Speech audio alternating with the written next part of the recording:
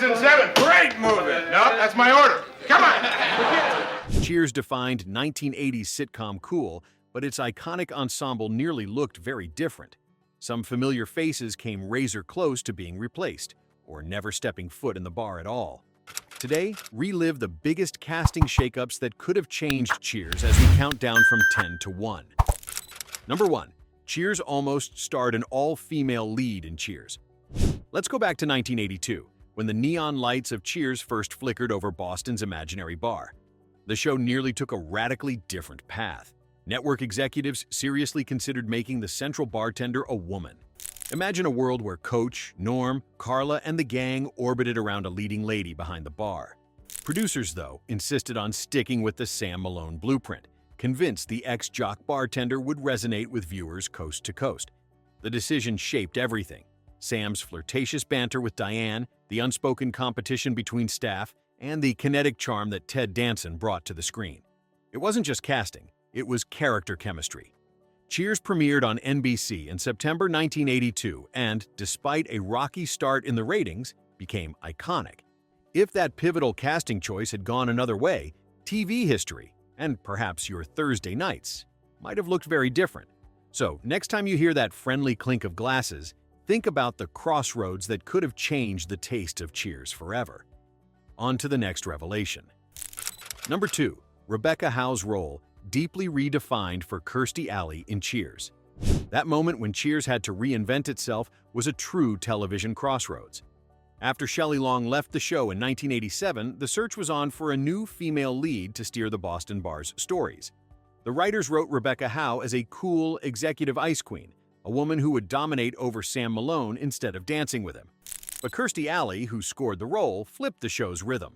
Her knack for comedic panic and rambling vulnerability was impossible to ignore, and soon the scripts bent around her. Instead of pure power, Rebecca became hapless, gloriously unhinged, dropping faxes and dignity in equal measure. This shift wasn't just background noise. It sparked a second wind for Cheers, helping the show land ratings gold through its final seasons from 1987 to 1993.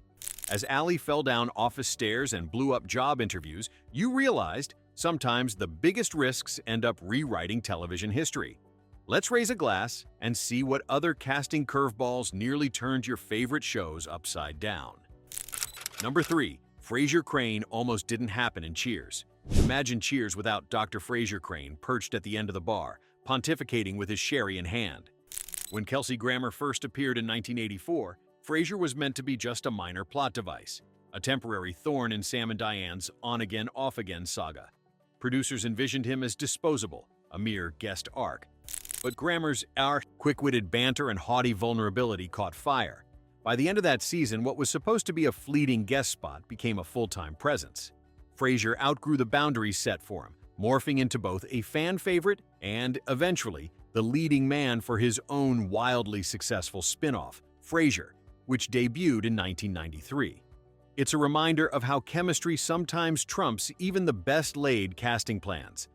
Think back to the first time you heard that distinctive voice on a Boston night. No one, not even the writers, could have predicted its staying power. Next, let's see which other casting gambles nearly reshaped beloved sitcom history. Number 4. Cliff Clavin was made up for John Ratzenberger in Cheers. Picture this. It is 1982, and the smoky wood-paneled bar of Cheers is quietly assembling its cast of unforgettable regulars. When John Ratzenberger first walked into the audition room, he had his sights set on playing Norm Peterson. But once George Wendt landed that role, Ratzenberger did something legendary. He pitched a brand new character, a know-it-all barfly who always had a trivia tidbit. The producers took a chance, rewrote the script, and suddenly Cliff Clavin, the eccentric postal worker with a nasal Boston twang, was born. Cliff's awkward confidence, loud bomber jacket, and endless stream of useless facts quickly became a staple. Without Ratzenberger's improv spark, Cheers might have missed out on one of its most memorable voices. It's wild to think that a spur-of-the-moment idea, hatched on a casting couch, would shape the show for 11 full seasons. Sometimes a single stroke of inspiration rewrites TV history. Who else could have delivered those classic Cliffisms with a perfectly straight face? Number 5. Norm Peterson. nearly recast before premiere in Cheers. The smell of beer nuts, laughter over clinking glasses, and that famous neon glow. None of it would have felt right without Norm perched on his regular stool. But back in 1982, after shooting the Cheers pilot, the producers had doubts. George Wendt's Norm. Peterson, destined to become a lovable fixture and source of barroom truth, nearly didn't get a second round. Worried he lacked a certain spark, the team quietly considered swapping him out.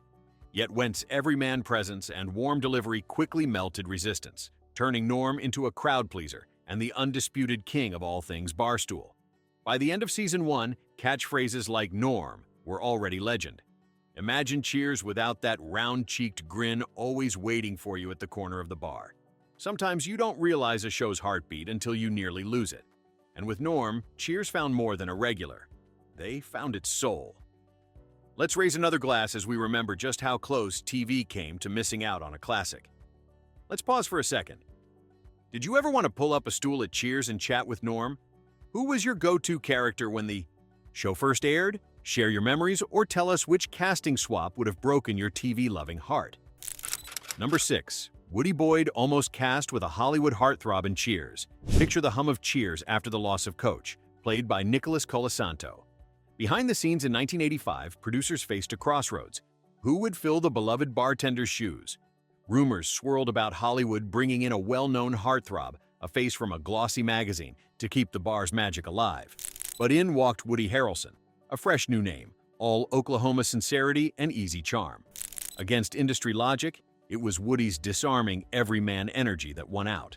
Instead of movie star polish, fans got a guileless Midwestern joy, and the bar felt real again. Harrelson turned Woody Boyd into a sitcom icon, earning an Emmy and cementing the show's second act. The swap from a classic pretty boy to a guy-next-door choice didn't just preserve Cheers, it made it even more beloved. You can still hear the laughter that greeted his first nervous hello, proof that sometimes the best casting is the one nobody saw coming.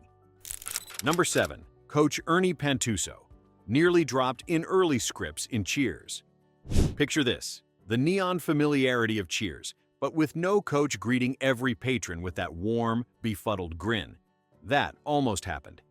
During the earliest drafts in 1982, producers actually debated scrapping Coach Ernie Pantuso. Some writers worried his simple, scatterbrained charm would drag the narrative, or just seem too naive for a Boston bar. But then, Nicholas Colasanto stepped in. His tender comic timing and gentle spirit transformed the role, anchoring the show's heart between Sam and Diane's fireworks. For 3 seasons, Coach's goofy wisdom, like asking how to spell IBM, became a source of endless comfort. When Colasanto passed away in 1985, Cheers lost more than a character. Audiences everywhere felt the echo. His picture quietly stayed in frame behind the bar, a tribute you can spot in later episodes. The show moved forward, but you could always sense a hint of Coach in every heartfelt laugh that followed. Number 8. Carla Tortelli, almost played by a comedian in Cheers. Before Rhea Perlman's biting delivery and fiery energy made Carla Tortelli a Cheers favorite, there was a very different vision for the character. Imagine a world where stand-up comic Adriana Trigiani, from the New York comedy circuit, marched into the Boston bar instead. Producers eyed Trigiani early on, tempted by her quick wit and storytelling style. But when Rhea Perlman walked in for her audition, everything changed. She filled the set with a sharp, sarcastic fire, nailing the role with one-liners that cut and physical reactions that left an imprint from the pilot in 1982 onward. Carla was never just Sam's wisecracking waitress. She was the pulse of the place, delivering zingers and wielding a maternal toughness that made the bar feel real.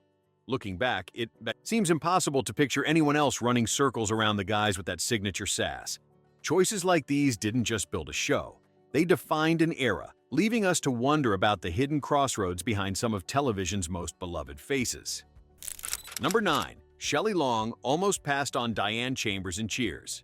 Imagine the sound of laughter rippling through a Boston bar, forever shaped by a single casting gamble. Shelley Long was not a sure thing for Diane Chambers on Cheers. When the show was piecing together its pilot in 1982, network executives were searching for something familiar and safe, but Long hesitated.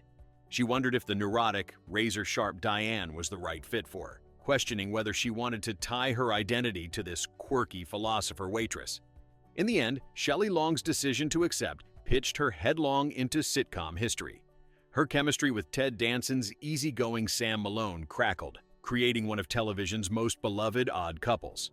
By 1983, Long's inspired performance earned her an Emmy, silencing all doubts.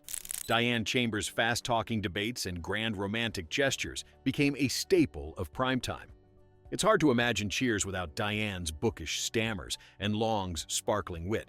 Sometimes the leap you almost don't take is the one that changes everything. And Cheers would never be the same from that moment on. Number 10. Sam Malone, almost played by Fred Dryer in Cheers. Imagine Cheers with a different face behind the bar. When NBC launched Cheers in 1982, producers first tapped former NFL defensive end Fred Dryer to play Sam Malone, betting his athletic bravado would sell the character's womanizing edge. During screen tests, though, Fred Dryer's spark with Shelley Long, set to play ambitious waitress Diane, just didn't ignite. Enter Ted Danson. With his understated wit and quiet charm, Danson transformed Sam from flashy ex-jock to the heartfelt soul of a Boston hangout. The energy between Danson and Long became sitcom gold, drawing millions each Thursday night. For 11 seasons, Ted Danson kept Sam Malone sharp and lovable, never just a washed-up ballplayer. If not for this pivotal switch, who knows if Cheers would have become the Emmy-winning institution it did. Grab another round, one casting tweak, and your favorite snug bar might have lost its spirit entirely. Now, with Danson behind the taps, we'll pull up a stool for the next surprise.